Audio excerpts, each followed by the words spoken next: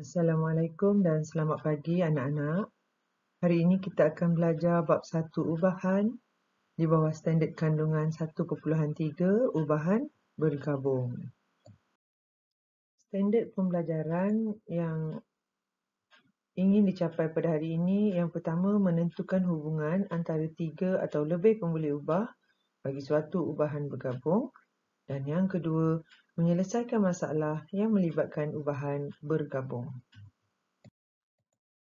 Apakah hubungan antara 3 atau lebih pembuli ubah bagi suatu ubahan bergabung?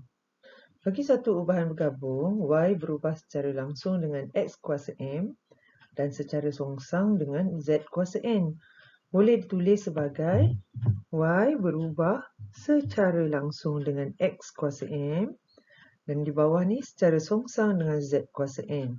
Ini ditulis dalam bentuk hubungan ubahan. Dan kita boleh tulis bentuk hubungan ubahan ini dalam bentuk persamaan, iaitu Y sama dengan K X kuasa M per Z kuasa N dengan keadaan M ialah nombor 1, 2, 3, 1 per 2, 1 per 3. Dan N juga sama dengan 1, 2, 3, 1 per 2, 1 per 3. Dan K ialah pemalar. Diberi bahawa Y berubah secara langsung dengan kuasa 2X dan secara songsang dengan punca kuasa 2Z. Punca kuasa 2Z. Y diberi 8, X sama dengan 4, Z sama dengan 36. Ungkapkan Y dalam sebutan X dan Z. Baik, kita tulis dulu bentuk hubungan ubahan. Y berubah secara langsung dengan X kuasa 2 dan secara songsang dengan punca kuasa Z. Kemudian kita kena cari dulu pemalar K. Jadi bentuk ubahan ni kita tukar jadi bentuk persamaan. Y sama dengan KX kuasa 2 per punca kuasa 2 Z. Masukkan nilai X 8, Y sama dengan 8, X sama dengan 4 dan Z sama dengan 36. Y ni kita letak 8, ganti 8. Lepas tu nilai K kita nak cari. X ni berapa? X 4 kuasa 2. Z ni ialah punca kuasa 36. Baik. Lepas tu K ni kita nak cari K kan? Kalau nak cari K, maknanya 36 ni kita darab ke atas. Dan yang darab ni bila pindah ke kiri akan jadi bahagi. Jadi nak cari K tu, K sama dengan 8 kita darabkan dengan punca kuasa 36. Bahagikan dengan 4 kuasa 2. Ni. Baik. Kamu hitung K akan dapat 3.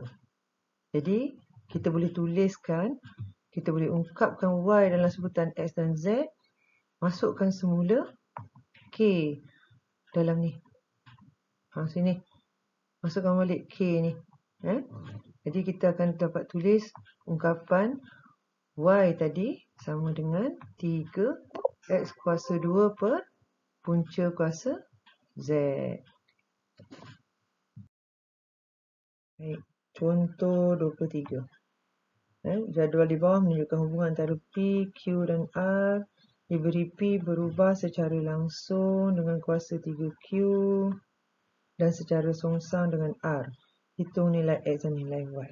Jadi yang pertama, kita kena tulis dulu bentuk hubungan P dengan Q dan R. Jadi P berubah secara langsung dengan Q kuasa 3 dan secara songsang dengan R. Baik, bentuk ubahan ini kita kena tukar jadi bentuk persamaan. P sama dengan KQ kuasa 3 per R.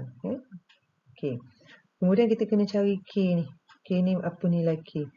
Cuba perhatikan dalam jadual ni. Dalam laju yang pertama, ada nilai P, ada Q dan nilai R. Bila kita ganti ni kita akan dapat K. Gantikan P 4, K, Q ni 2 kuasa 3 per dengan 0.6. Baik ya. Jadi nak cari K, maknanya kita darabkan 0.6 dengan 4 dan kita bahagi dengan 2 kuasa 3. Sebab yang tu darab bila pindah jadi bahagi. Okey. Kita akan dapat K sama dengan 3/10. Jadi masukkan semula K ni ke dalam hubungan yang pertama tadi. Masukkan semula kat sini. K yang kita dapat tu. Okey. Dia akan jadi P sama dengan 3, dia pecahan kan? 3Q kuasa 3 per 10 R. Baik.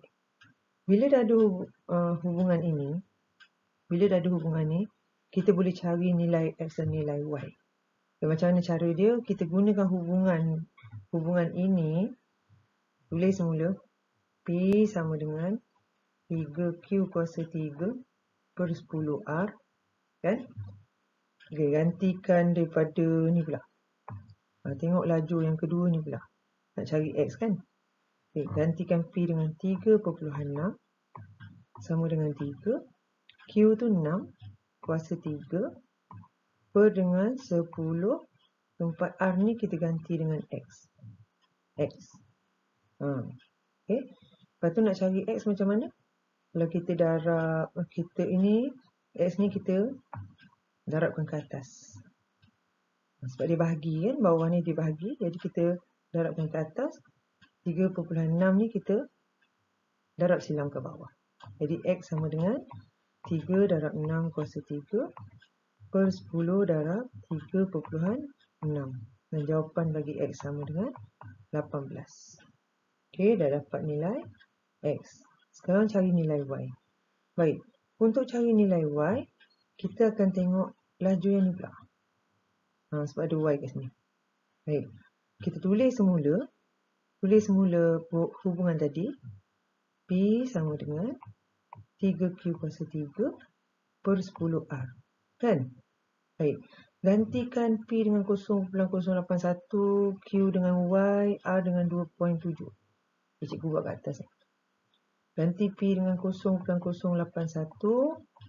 3 darab Q apa? Q ni kena ganti dengan Y lah. Y kuasa 3 per 10 darab dengan 2.7. Panjangkan sikit. Baik. Sekarang ni, kamu nak tinggalkan Y saja sebelah kanan. Okay. Kita nak tinggalkan Y kuasa 3 saja sebelah sebagai penyelesaian. Jadi ini kamu darabkan ke atas. Okay. Darab ke atas ini. Dia akan jadi 0.081 darab 10 darab dengan 2.7 sama dengan, yang ni darab 3 ni bawa ke sebelah kiri jadi bahagi. Saya bahagi semua dengan 3 sama dengan Y kuasa 3. Jadi bila kita nak tinggalkan Y saja, ini ialah kuasa 3. Bila kita pindah kuasa 3 ni, okay. Baik, kalau kita nak pindah kuasa 3 ni ke kiri, dia akan jadi punca kuasa. Di Y ni kita akan punca kuasakan semua jawapan 0.081 darab 10 darab 2.7 bahagi dengan 3. Okay. Jadi Y itu nanti kamu akan dapat jawapan Y sama dengan 0.9.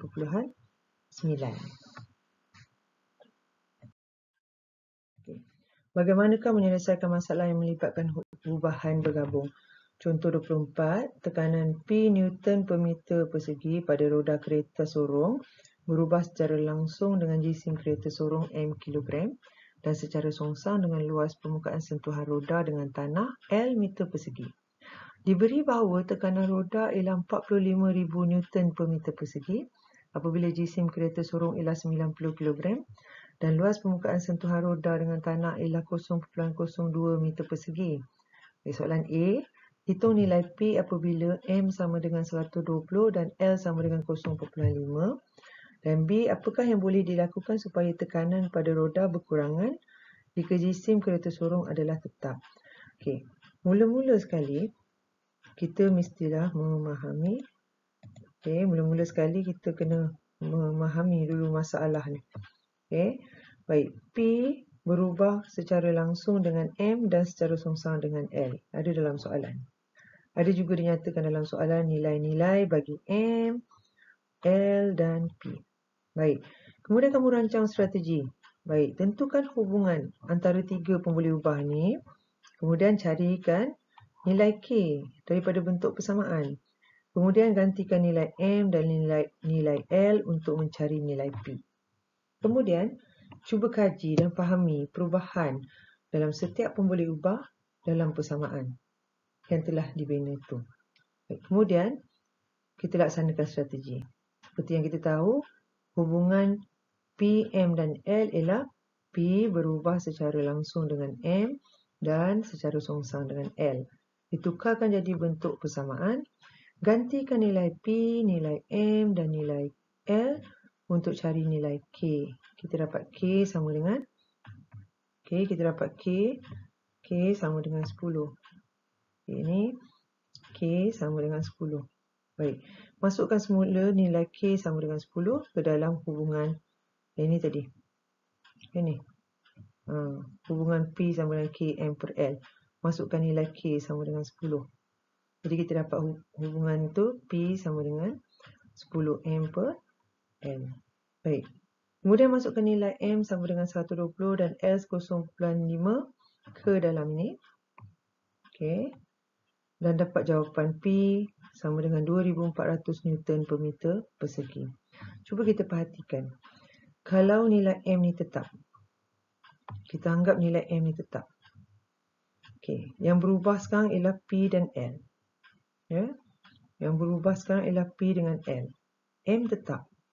P dan L berubah. Jadi macam mana dia akan berubah? Baik, macam mana dia akan berubah? Iaitu bila P berkurang, L akan bertambah.